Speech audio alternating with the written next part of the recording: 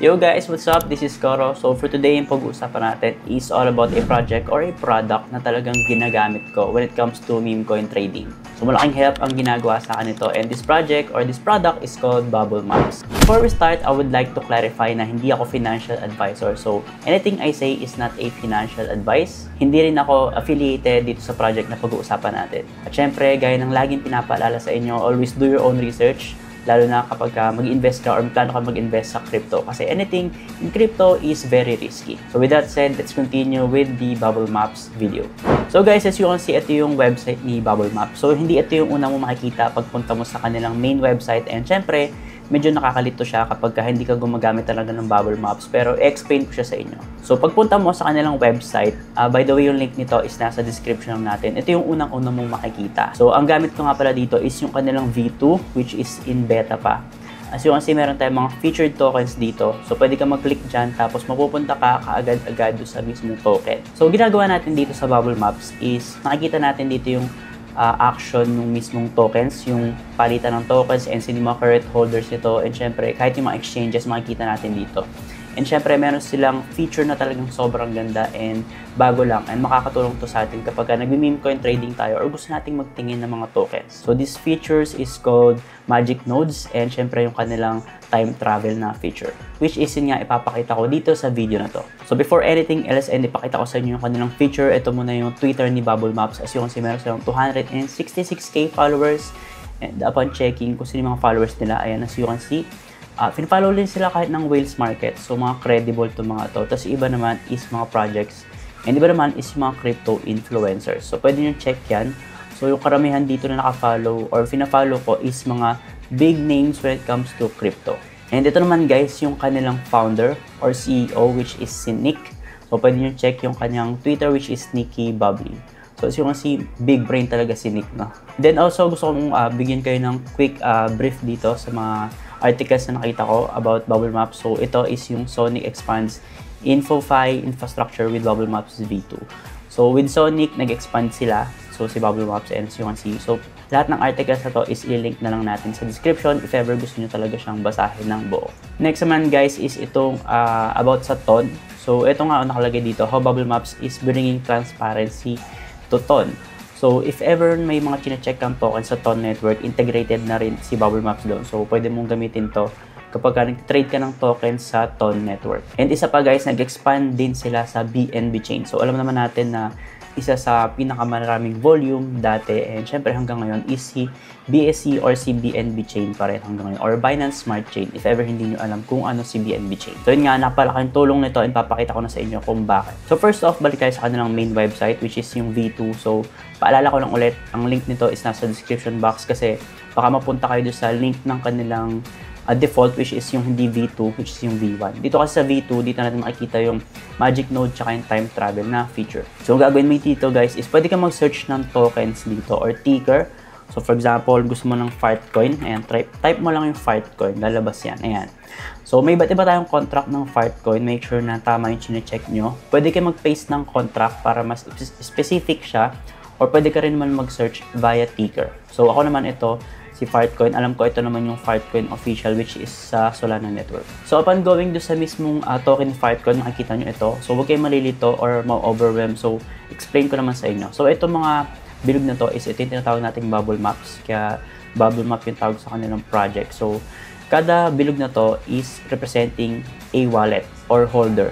So right now, makikita mo si Gate.io, yung may pinakamalaking percentage, which is nakalagay dito, 3.65. So, may cluster siya, may iba't ibang wallet under din kay Gate.io. So, hindi lang siya nasa isang wallet. So, as you can see, meron tayong tinatawag dito na 1, 2, 3, 4, 5, 6, 7, 8 total wallets na under kay Gate.io. And top 1 siya, yun nga. So, pwede mong tanggalin yung exchanges. For example, ay mo makita sa Gate.io or mga wallet lang na hindi exchanges yung gusto mong makita. Pwede mo itong click and mawala siya. Pero top 1 pa rin siya guys, na ano lang siya, naka-hide lang siya. Pwede mong click naman yung contracts if ever gusto mo makita ko sa mga contracts na naka-hold dito. Ayan. So makikita mo talaga, for example, ito, meron dito mga contracts na naka-hold ng Fartcoin tokens. Tapos guys, yung gusto kong pakita sa inyo is yung tinatawag nilang Magic Nodes. Kasi syempre guys, meron tayong mga tinatawag ng mga insiders wallet and iba pa. So pwede mong click tong Magic Nodes and makikita mo yung iba't ibang mga wallet na nandito. So, click natin itong Magic Nodes.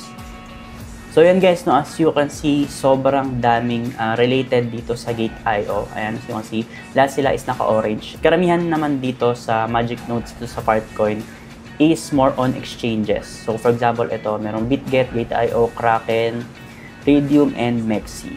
So, pwede mong itago ulit yan if ever nalilito ka. Pero guys, iba dito, pag nakita mo, hindi sila related sa kahit anong nandito sa gitna. Meaning, sariling wallet lang sila nang hindi natin alam kung sino yung individual. Pero makikita mo rin na mataas medyo yung kanilang held na percentage. For example, ito, nasa top 19 siya, which is 0.6% yung kanyang hold na Fartcoin token.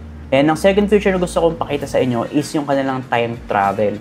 So, if ever meron kang token na gusto mong makita yung holder during a specific time, for example, during lunch, dito na rin natin papakita kay Fartcoin. For example, kay Fartcoin, balik tayo sa lunch date, click mo lang itong lunch date, ayan, makikita mo dyan.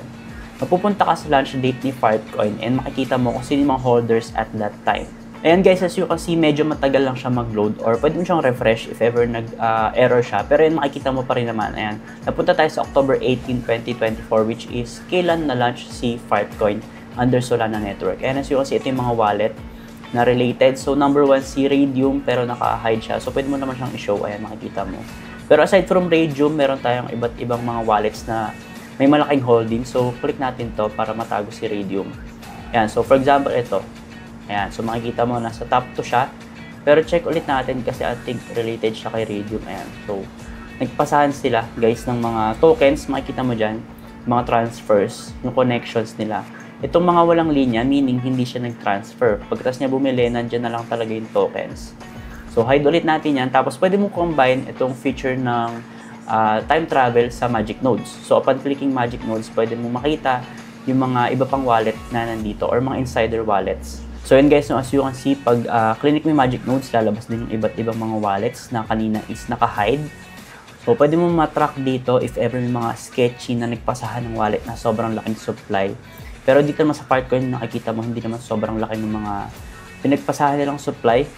Ayan. So, unlike doon sa iba't ibang mga meme coins sa Solana, if ever nagtitrade ka talaga, makikita mo may isang malaking bilog dyan, meaning nun, red flag yun kasi napakalaki ng holdings niya na token or maraming bilog-bilog na malaliit.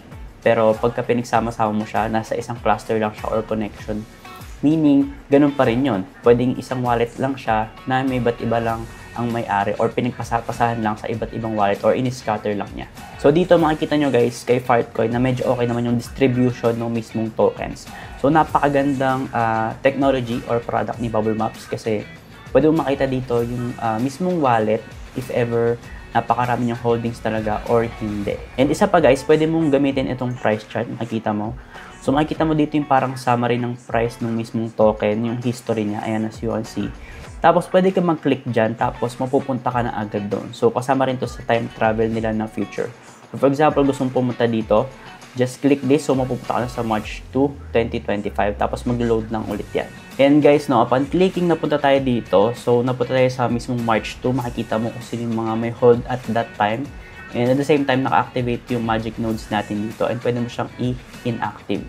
And as you can see, pwede ka dito, mas madali. Pwede mong tingnan before pump, after pump, tapos yung nag-dump na, pwede mo tingnan kung sino yung mga natirang naka-hold doon at that time. So yun nga ulitin ko, kapag nagtitrade ka ng meme coins, napakalaking tulong nito kasi syempre pwede mong i-trace kung maraming red flag yung mismong token and syempre makikita mo doon kung pwedeng i-manipulate ng isang wallet lang yung mismong token. Kasi guys, kapag kami isang cluster ka dyan na magkaka-connect and sobrang laki ng holdings niya, pwede niyang i-manipulate yung mismong token. Pwede siya mag-sell ng malaki tapos mag-buyback ng malaki ring supply para mag-pump yung mismong token. And by the way guys, no, meron nga palang token si Bubble Maps which is yung BMT. As you can see, for the past 30 days, medyo okay naman yung kanyang performance and as you can see, 31 days.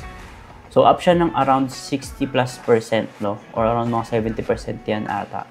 So, sa mga iba't ibang mga tokens, I think medyo maganda yung performance nito ni Bubble Maps and marami nagbibid dito as of this moment. So, upon checking sa mismong Twitter, pwede ka makakita ng mga iba't ibang analysis when it comes to BMT token. So, for example, ito, meron siya ditong analysis. Ayan, so, pwede daw mag-bounce dito yung BMT. Siyempre, magdadamp muna. Tapos, sa resistance, or I mean sa support, rather, pwede tayong mag-bounce dyan.